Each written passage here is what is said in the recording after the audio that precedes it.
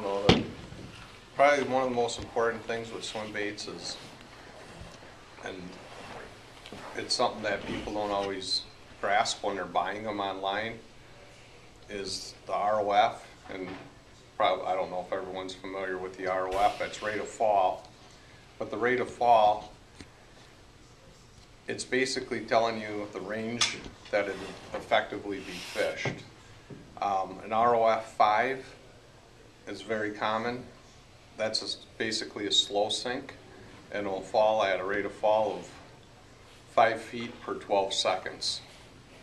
So if you count to 12, this bait will fall 5 feet.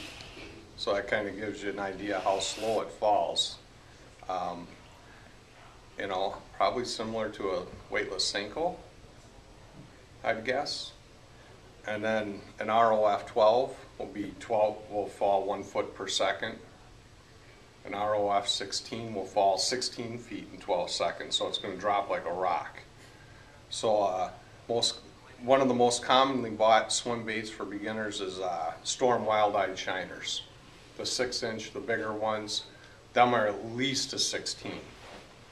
And a lot of swim baits, like an ounce of lead in the head, right? Oh, it's probably a little more. I don't know.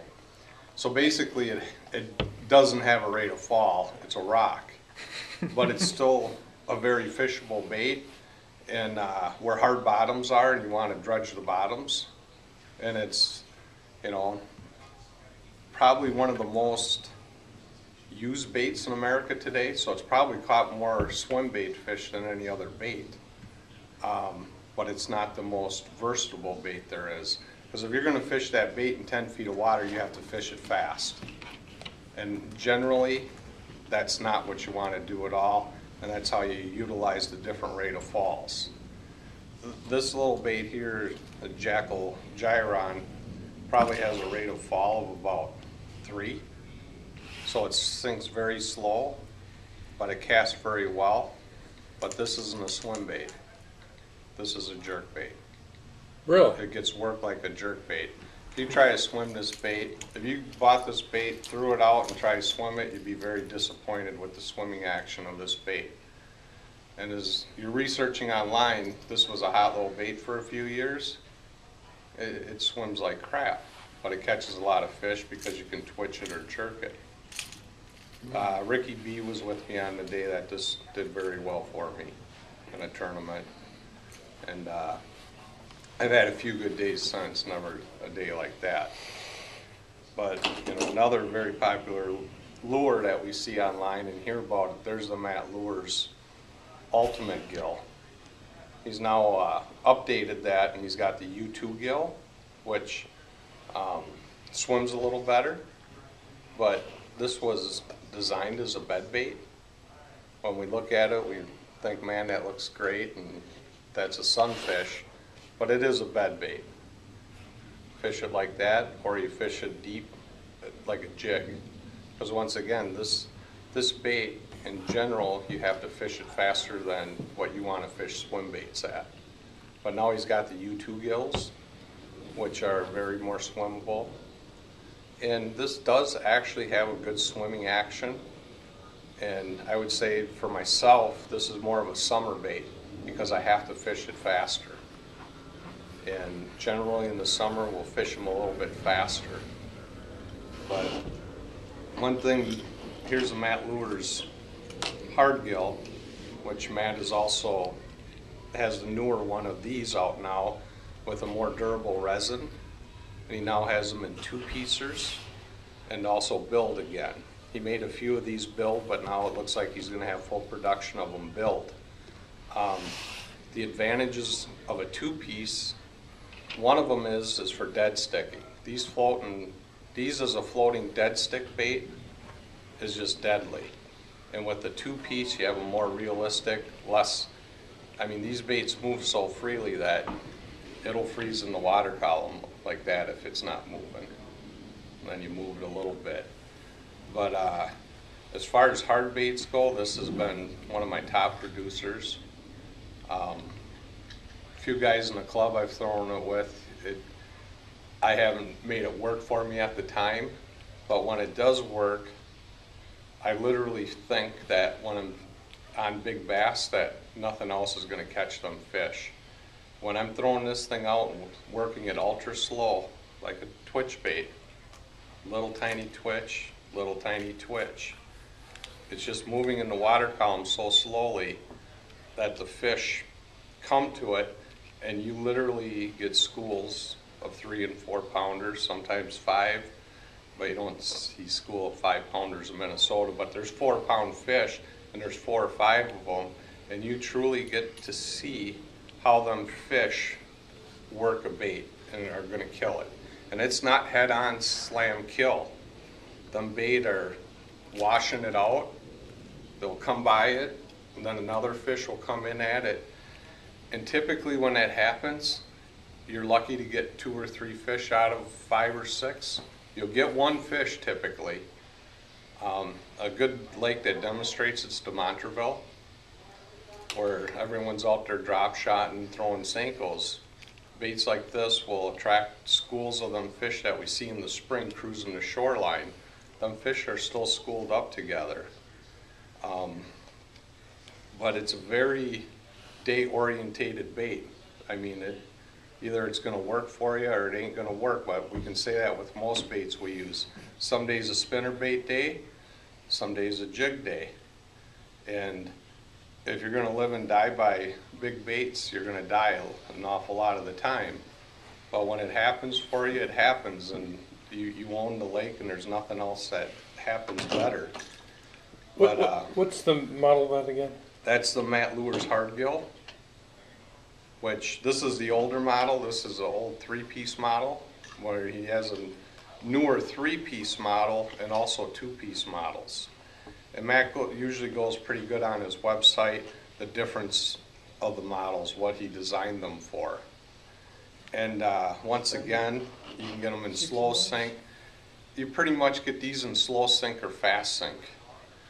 And in general, when you take a hard bait and you make it into a fast sink, you're not getting the same action out of that bait down deep as you are up shallow. Holy crap. And John just looked it up and saw the price of it. So do you, Expensive, but I'll put it into perspective. You get a free tail with each one. oh, you get some free. Here's I have 6 tails here. I have 1 more of these. That means I've lost 4 hardgills in 2.5 years. So that's 200, and I lost 4. That was $200 or $50 a shot in 2.5 years. You know, how much have you spent on your favorite plastic? Sure. How much have you spent on hooks for them plastic? How much have you spent on tungsten weights on them plastics? But one was a cast off with sport, had nothing to do with fishing. Let it break your heart. A break, just a cast off, a kink in my line, and I threw it a mile and it just kept going. But it is expensive.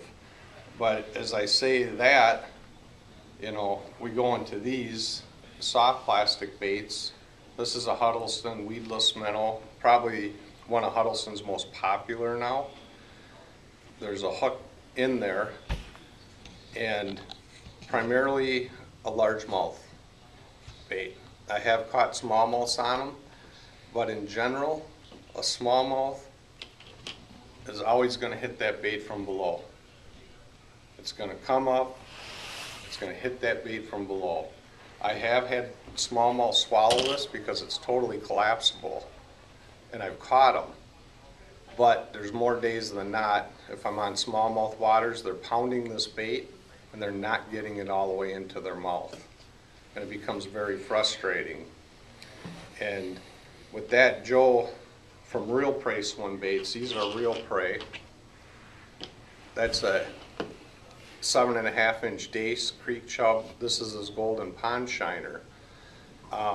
Joe fishes largemouth, but mainly fishes smallmouth, and he put a lot of time into designing his baits.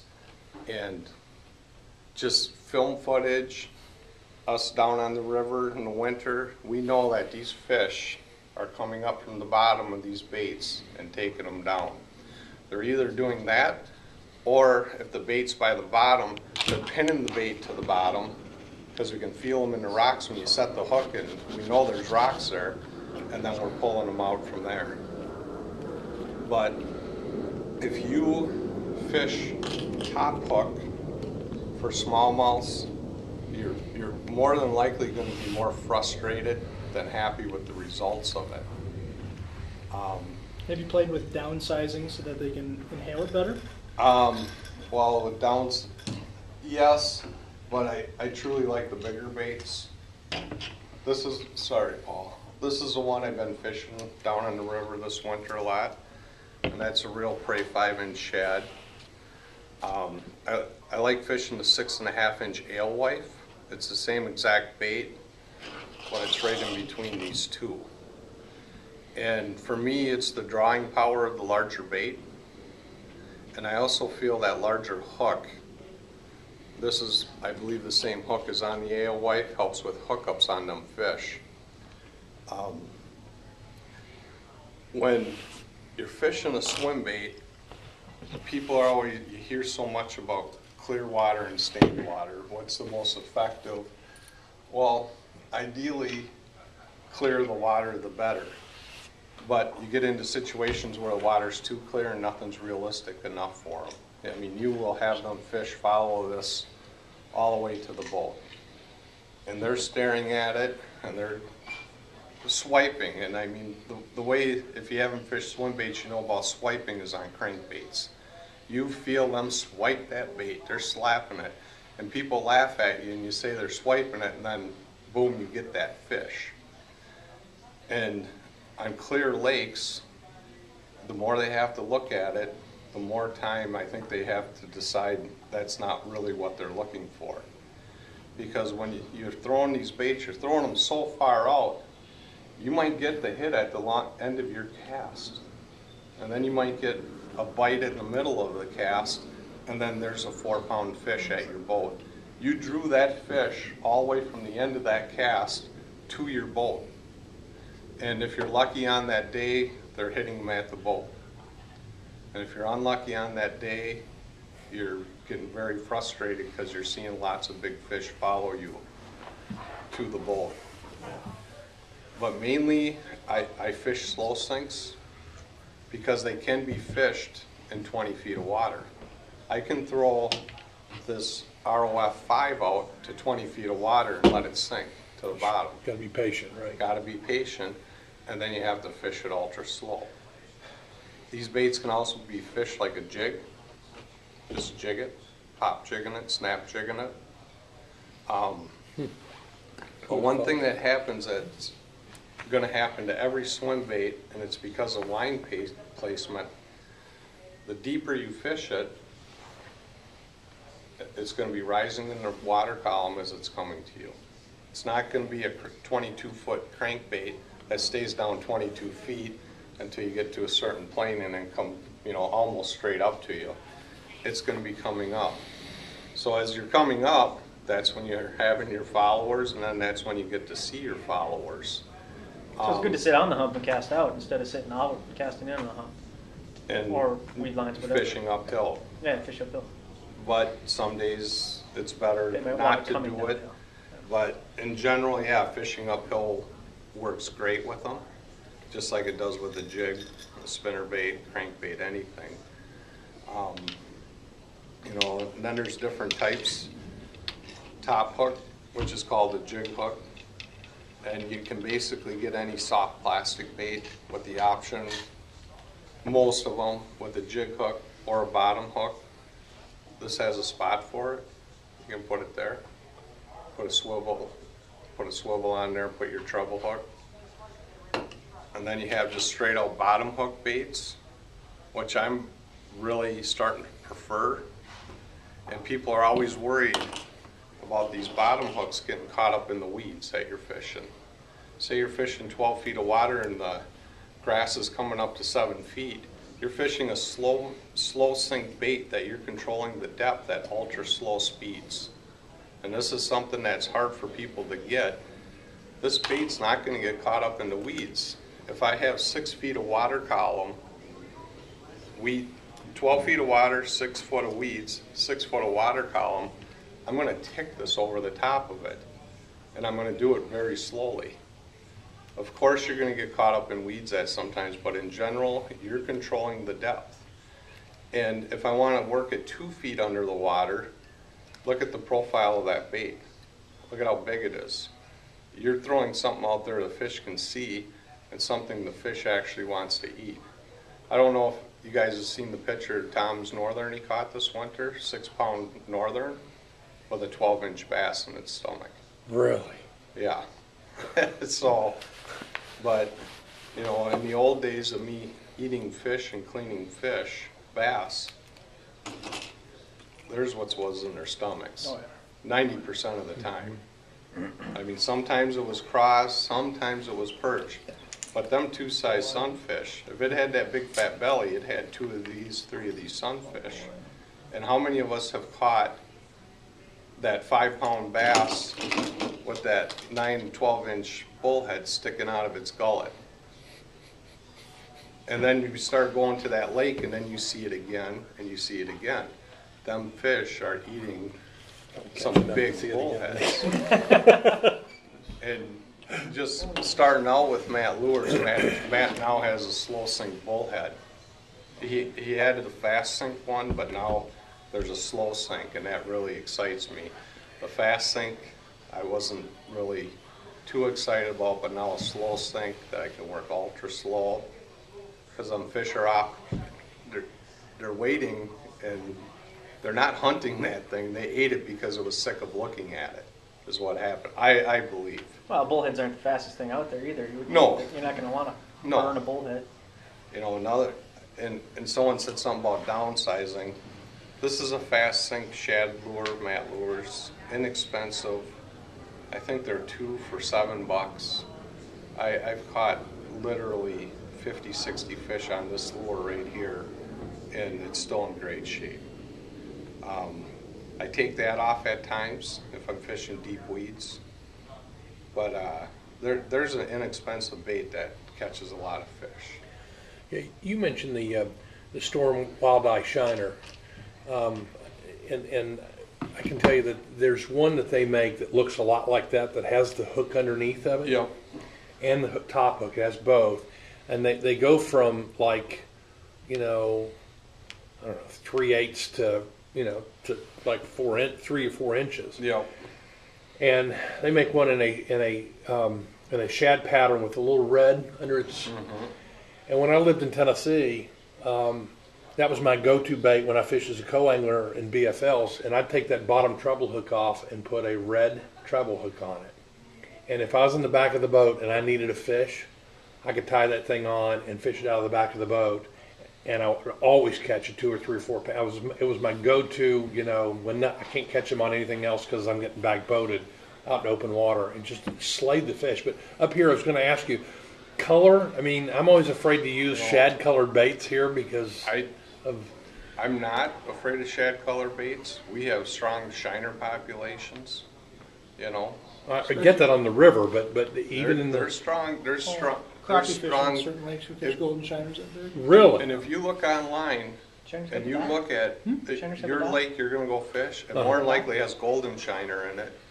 And it might not be the strongest bait fish, but golden shiner are prevalent in thousands of lakes in Minnesota. Really? Spot-tail shiners are also. See, they don't show them on any of the gill net stuff. You see yellow perch. You gotta look. Yeah, you gotta look. Oh, okay. No, I mean, yeah, you're right. It's not on. You gotta look for it. I always, so everything I've got is like perch colored and bluegill colored.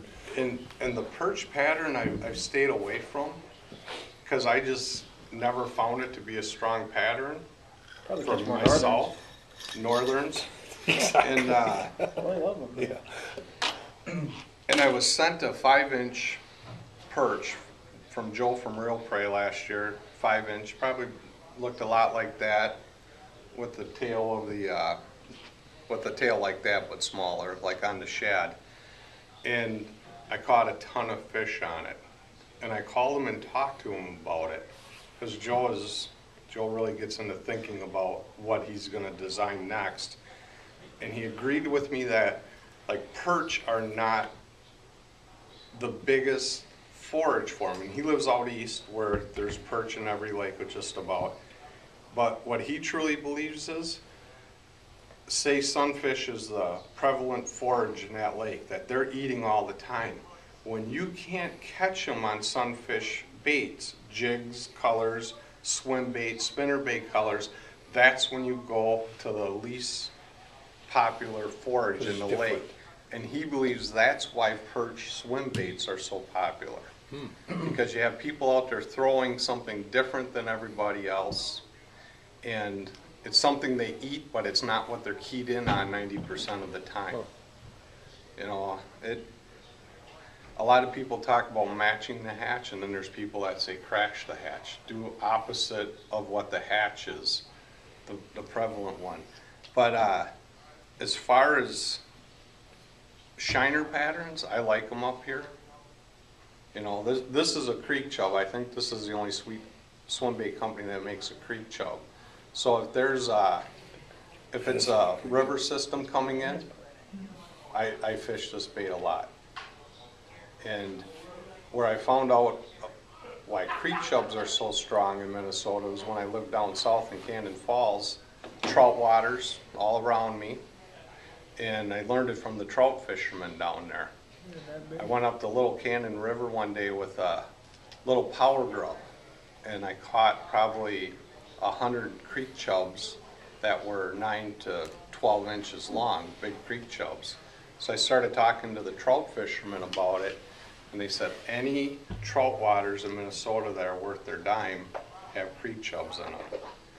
And it kind of ties into the smallmouth fishery down there, that they said that them smallmouths just eat and eat and eat them creek chubs.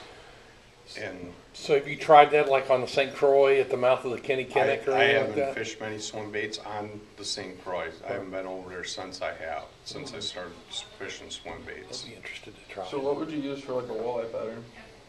For walleyes, No, for bass. I'm finding bass eating walleye. there's, Something like that. it would probably be Matt Lures, his tournament series now though. This is the East Coast series. And it was a pretty fast sinking one. I would probably say about an 8, I'm guessing. So it sank a little fast for my preference, but they catch walleyes too. Dip the tail. Well, I meant not to catch walleyes. I know, but for walleyes, the Matt Lure tournament series, and what he just came out with the slow sink. I think he modified that tail just a little bit too. I'm not sure you'd want to try to dip it while it's got that white tail. Yeah. I found the number of bass on Tonka eating walleyes. Well, you know, when you bring up Tonka and shiners, years ago I used to go out there crappie fishing in the spring with a good friend of mine, and we'd throw bobbers and waxworms, go back in the little boat channels and that, and you would not believe the 9-inch. I don't know if they're gizzard shad or what they are. Do you know what they are, Steve? Mostly golden shiner. Golden shiner. There's so many of them. And that was early 90s. They're still there? And I haven't been out there doing it anymore because that's what I fished with, was that old friend. And he was a big time Minnetonka fisherman. He says, could you imagine fishing these shiners out here all the time for these bass? Well, you know, basically that's what that is. Same size. Mm-hmm. And with a lot of these manufacturers, maybe not the larger ones like Matt's and that, but like with Real Prey, when you order that bait, you tell them what you want. If you want golden shiner, threadfin, he's going to match the colors the way you want. And one other thing, you know, wrap it up, unless anyone has questions, is durability. This was my favorite bait, the Huddleston weedless. They now have a 68, which is a 6-inch with the 8-inch tail, so it's a bigger tail, so it's similar to this tail, it'll give you more thump. It seems that I have to buy 4 of these to get 1 or 2 that run the way I want to now. And I don't know if it's been fixed in the last couple of years, but I kind of quit buying them because of it. Because the first ones I bought, I could glue them together and get 50 fish out of them. But now it just, something happens to them, the durability ain't there, so I'm not buying them as much. You know, one thing I like is on the real prey, they're made out of a silicone. This bait here has literally caught 50, 60, 70 fish and have had northerns chew on them. And you can see the chew marks on them. When northerns hit plastisol, which is similar to these products, it goes through it like razors. And this bait here, I don't know, I haven't looked at it in a while. There's teeth marks all over it. And that's why my money ends up going to this company more than some of the other companies. It becomes value for your buck, but you end up finding your favorite. And you get sucked into buying things because it becomes an addiction. It is just like musky fishing. You're going to buy stuff that they said is fantastic. They have a strong under-the-table pro staff telling you how great things are, putting up pictures of big fish, and you buy it and you go, what the heck did I just buy? And I spent too much money on it.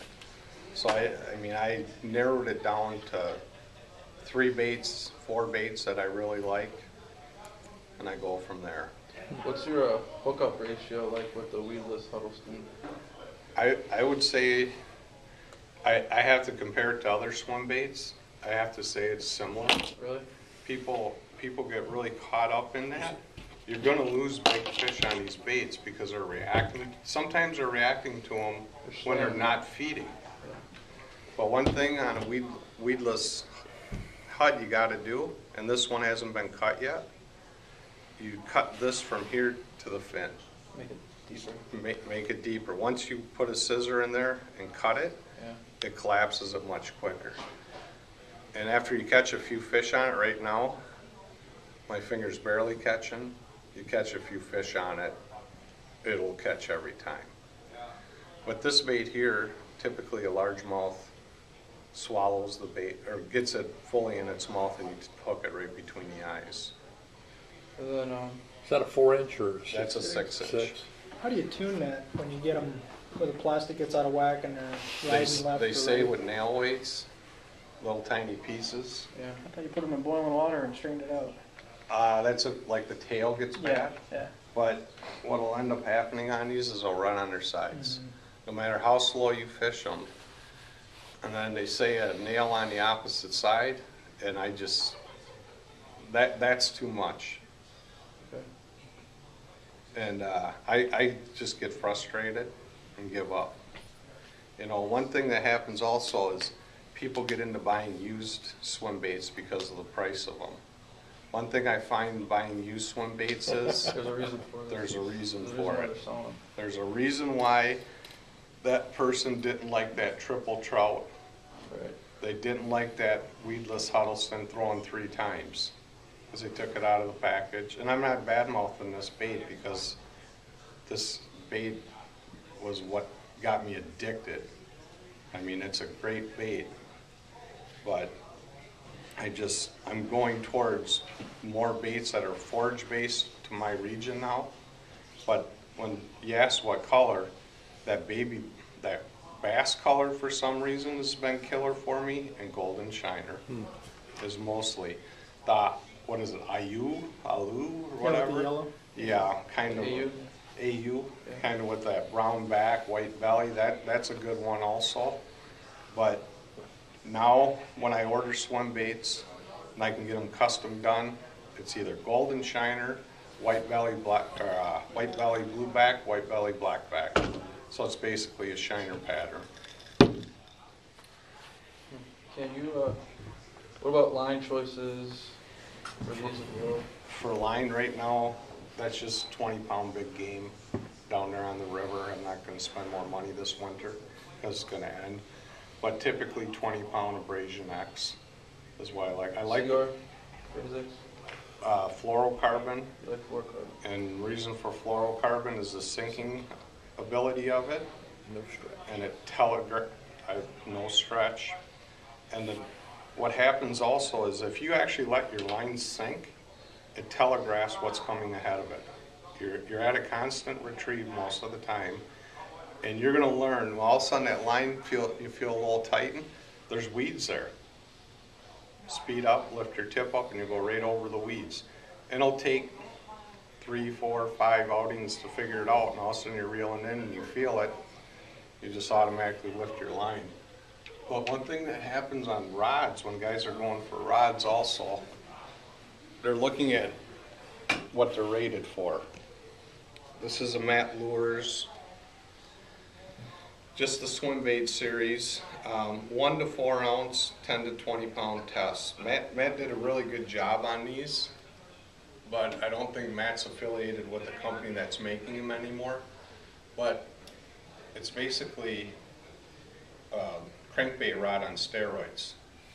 A 3 pound fish is going to load this rod up, and you're going to think you have a 7 pounder on until everything works up. You know, you get it all under control. One thing that happens is we're taking recommendations from the West Coast on rods and on what lures to throw on these rods. And it's advice from a very good swim bait angler out west that he's put it online numerous times. Buy a rod for the fish you're fishing for, the size, not the lure you're going to throw.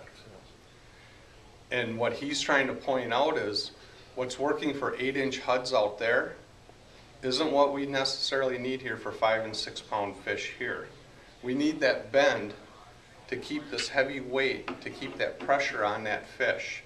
If it's too stiff, it's like throwing, the best examples we have is musky rods. You're pulling it out of their mouths. And I made that mistake and bought musky rods when I got into it. I bought a Shimano musky rod and a fig rig rod. And I gave away the Shimano rod, and the fig rig rod don't get used anymore.